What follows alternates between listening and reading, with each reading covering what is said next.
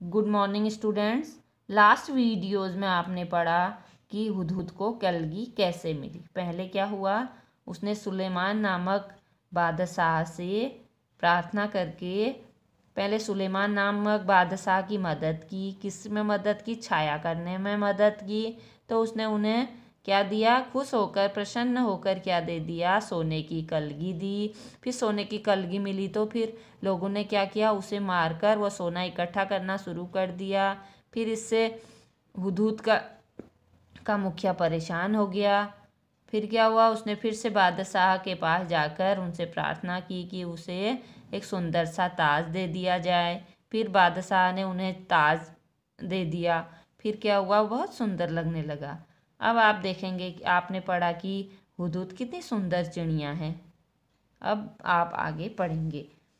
तुमने इसे अपने घर के आसपास अपनी तीखी चोंच से जमीन खोदते हुए अवश्य देखा होगा। आपने देखा होगा ना अपने घर, कभी देखना जरा।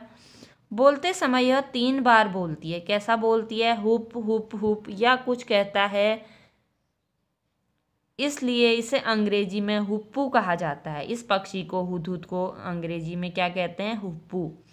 हिंदी में इसे हुदहुद कहते हैं। दूब में कीड़ा ढूंढने के कारण हमारे देश में कहीं कहीं इसे पदुबया भी कहते हैं। क्या कहते हैं? पदुबया।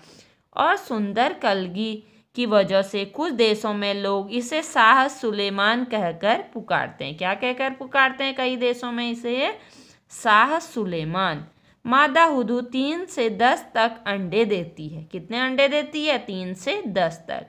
जब तक बच्चे अंडे से बाहर नहीं निकल आते, वह अंडों पर बैठी रहती है और हटती नहीं है। नर वहीं भोजन लाकर उसे खिला जाता है, पर दोनों में से कोई भी घोंसले की सफाई नहीं करता है। इनमें क्या है? ये अपने घर को साफ सुथरा नहीं रखता है। हुदहुद पक्षी क्या है? अपने घर को बहुत गंदा रखता है। ये आदत इसकी खराब है। संसार के विख्यात पक्षियों में से एक है यह हुदहुद। यह अपनी सुंदरता के लिए तो मशहूर है, पर इसे पालतू नहीं बनाया जा सकता। क्या है? यह अपनी सुंदरता के लिए तो मशहूर है, लेकिन इसे कोई भी पालतू नहीं बना सकता। और न ही इसकी बोली में मिठास है। इसकी बोली में भी मिठास नहीं है। तो बच्चों, आप अगले पार्ट में इसका PDF भेजूंगी मैं, जिसमें से आप प्रश्न उत्तर और अभ्यास कार्य करेंगे।